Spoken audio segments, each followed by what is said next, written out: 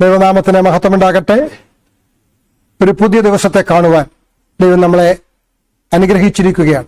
ഈ പുതിയ പ്രഭാതത്തിൽ നമ്മളെ തന്നെ ദൈവകരങ്ങളിൽ സമർപ്പിച്ചുകൊണ്ട് ദൈവം നടത്തിയ വിധങ്ങളെ ഓർത്ത് നന്ദിയുള്ള ഹൃദയത്തോടെ ദൈവത്തിന് നന്ദി പറഞ്ഞുകൊണ്ട് നമ്മളെ തന്നെ ദൈവകരങ്ങളിൽ സമർപ്പിക്കാം. ഈ പ്രഭാതത്തിൽ തിരുവചന ശ്രദ്ധയ്ക്കായി ഞങ്ങളെ ഓരോരുത്തരെയും സ്വാഗതം ചെയ്യുന്നു. നമ്മൾ ഇന്ന് ചിന്തിക്കാൻ പോകുന്നത് യോവേലിന്റെ പ്രവചന പുസ്തകം 2-ാമത്തെ അധ്യായം 12-ാമത്തെ വാക്യമാണ്. യോവേൽ പ്രവചനം 2-ാം അധ്യായം 12-ാമത്തെ വാക്യം. അതിങ്ങനെ വായിക്കുന്നു: എന്നാൽ ഇപ്പോഴെങ്കിലും നിങ്ങൾ പൂർണ്ണ ഹൃദയത്തോടും ഉപവാസത്തോടും കരച്ചിലോടും വിലാപത്തോടും കൂടെ എങ്കിലേക്ക് തിരുവീൻ എന്ന് യഹോവയുടെ അരുളപ്പാട്. ഞാൻ ആ വാക്യം ഒരു പ്രാവശ്യം കൂടെ വായിക്കാൻ ആഗ്രഹിക്കുകയാണ്. എന്നാൽ ഇപ്പോഴെങ്കിലും നിങ്ങൾ പൂർണ്ണ ഹൃദയത്തോടും ഉപവാസത്തോടും കരച്ചിലോടും വിലാപത്തോടും കൂടെ എങ്കിലേക്ക് തിരുവീൻ എന്ന യഹോവയുടെ അരുളപ്പാട്. പ്രിയമുള്ളവരെ, നമ്മൾ ഇന്ന് ചിന്തിക്കുന്ന വിഷയം യു ടേൺ എന്നുള്ളതാണ്. ഒരു തിരിച്ചുപോക്കൽ അഥവാ യു ടേൺ, അതാണ് ഇന്നത്തെ നമ്മുടെ ചിന്താ വിഷയം. നമുക്കറിയാം, നമ്മളൊക്കെ യാത്ര ചെയ്യുമ്പോൾ ട്രാഫിക് സിഗ്നലുകൾ നമ്മളൊക്കെ ശ്രദ്ധിക്കാറുണ്ട്. അപ്പോ കാലം ഒരുപാടെടുത്താണ് ഇന്ന് നമ്മൾ കാണുന്ന അവസ്ഥയിലേക്കുള്ളതായ ട്രാഫിക് സിഗ്നലുകളൊക്കെ വന്നത്. അത് നമുക്കറിയാവുന്നത് കൊണ്ട് ഞാൻ അതിലേക്കൊന്നും സമയം കളയാൻ ആഗ്രഹിക്കുന്നില്ല. നമുക്കറിയാം, ഇന്ന് നമ്മൾ പോകുമ്പോൾ നമുക്ക് സിഗ്നലുകളിൽ left turn, right turn, stop, പിന്നെ യു ടേൺ, ഇങ്ങനെയുള്ളതായ സിഗ്നലുകൾ നമുക്ക് കാണാൻ കഴിയും. അപ്പോൾ റെഡ് സിഗ്നൽ നമ്മോട് പറയുന്നത് എന്താണ്? സ്റ്റോപ്പ് എന്നുള്ളതാണ്. നമ്മുടെ ഒരു ക്രിസ്തീയ ജീവിതത്തിലും നമുക്ക് ചിലപ്പോൾ നമ്മൾ ഇതുവരെ ജീവിച്ചിരുന്ന ജീവിതത്തിന് ഒരു സ്റ്റോപ്പ് കൊടുക്കേണ്ടതായ അവസരം ചിലപ്പോൾ വന്നേക്കും.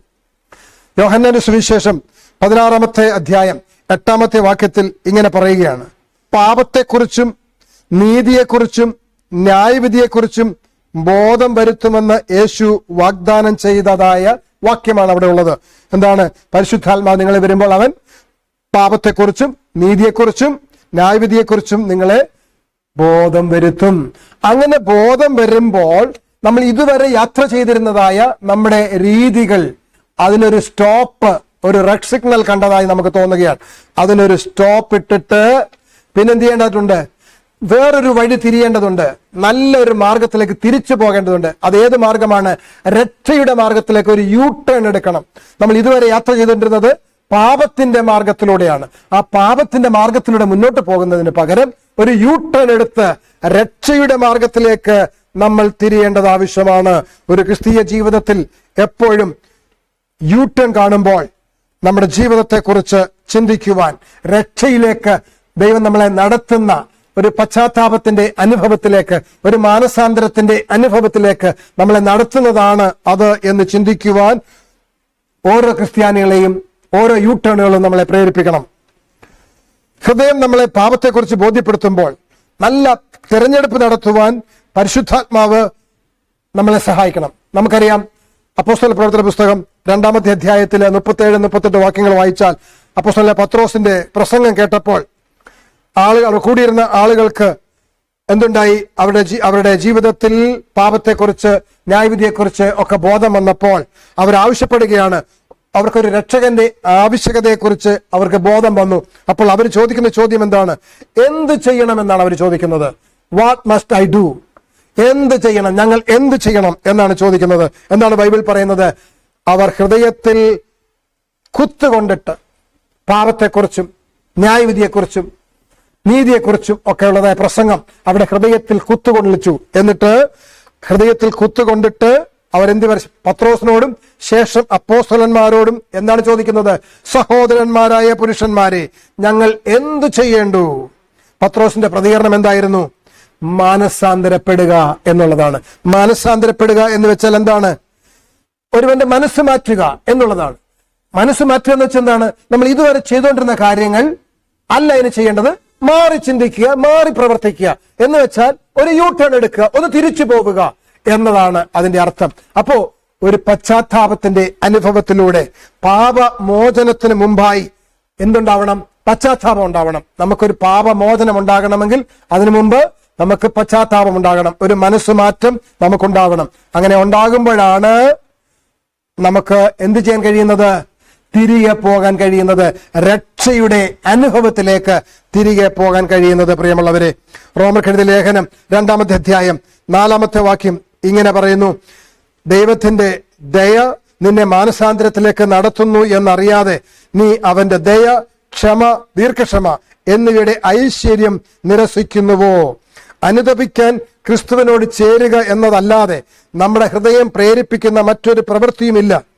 കർത്താവ് യേശു ക്രിസ്തു പറഞ്ഞു, 12-ാമത്തെ യോഹന്നാന്റെ സുവിശേഷം 12-ാമത്തെ 32-ാമത്തെ വാക്യത്തിൽ, ഞാനോ ഭൂമിയിൽ നിന്ന് ഉയർത്തപ്പെട്ടാൽ നാം എല്ലാവരും എങ്കിലേക്ക് ആകർഷിക്കപ്പെടും. അതുകൊണ്ട് പ്രിയമുള്ളവരെ, ഈ രക്ഷയുടെ മാർഗത്തിലേക്ക്, ഒരു മാനസാന്തരത്തിന്റെ അനുഭവത്തിലേക്ക് നമുക്ക് നമ്മുടേതായ സ്വയം ചിന്ത കൊണ്ടോ പ്രവൃത്തി കൊണ്ടോ ചെയ്യാൻ കഴിയുന്നതല്ല. എന്താണ് ആവശ്യം?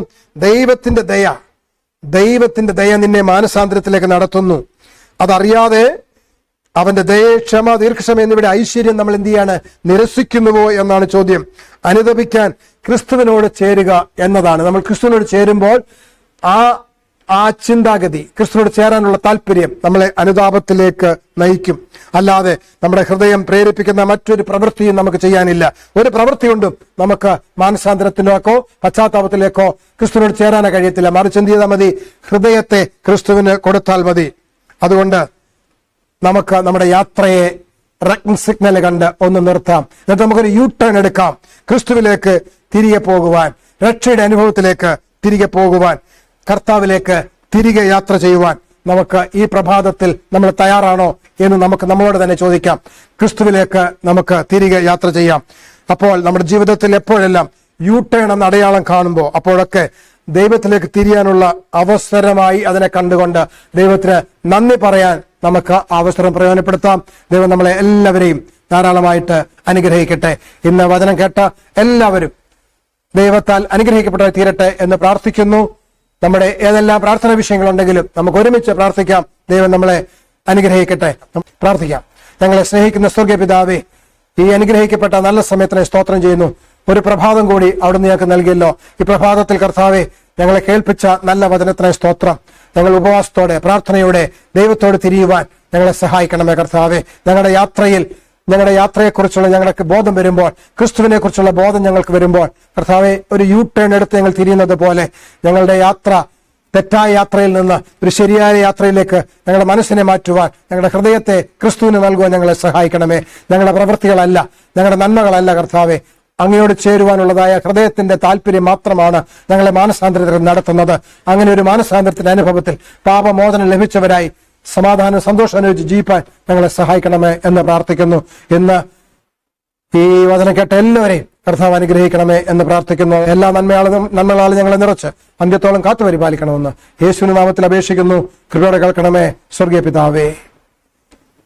എല്ലാവർക്കും ഏറ്റവും നല്ല ഒരു ദിവസം നേരുന്നു. ഈ ദിവസത്തിന്റെ ആരംഭം മുതൽ അവസാനം വരെ ദൈവിക ചിന്തയോടെ നടക്കുവാനിടയാവട്ടെ എന്ന് പ്രാർത്ഥിക്കുന്നു. ആമേൻ.